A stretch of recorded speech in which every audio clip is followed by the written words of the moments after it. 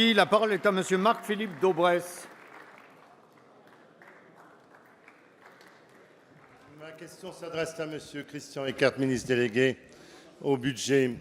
Monsieur le ministre, dans la nuit de samedi à dimanche, alors que dans ma circonscription on fêtait l'eau et une rivière qui sépare ma ville de Lille, une jeune fille de 16 ans est décédée victime d'une chute de 20 mètres. Elle est tombée dans un silo à grains, dans une minoterie, une ancienne minoterie, classée monument historique et site emblématique de la métropole lilloise. Ce site, nous ne pouvons pas le rénover, ni l'État, ni les collectivités locales, nous n'en avons pas les moyens. Ce site est propice à la construction de logements dont nous avons cruellement besoin, et de logements sociaux en particulier.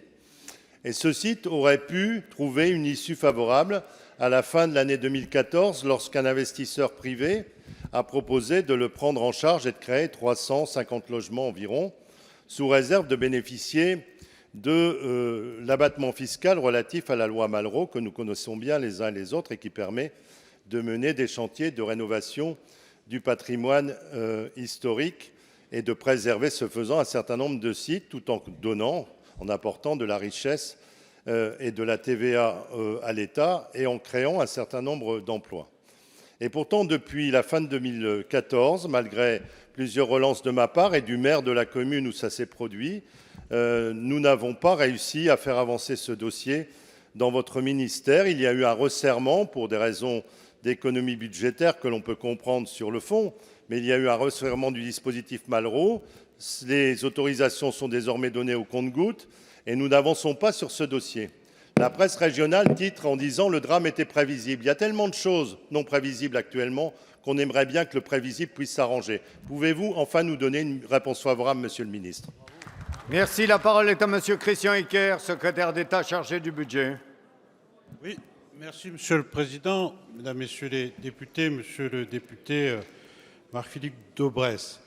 Vous évoquez cet accident tragique qui a eu lieu le week-end dernier sur le site des anciens Grands Moulins à Marquette-les-Lilles.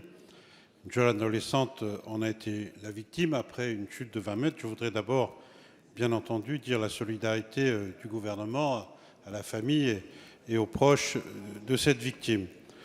Je veux aussi souligner les difficultés que rencontrent certains maires pour mettre en sécurité des sites abandonnés et dangereux comme celui-ci, surtout quand le propriétaire privé est défaillant et ne fait rien.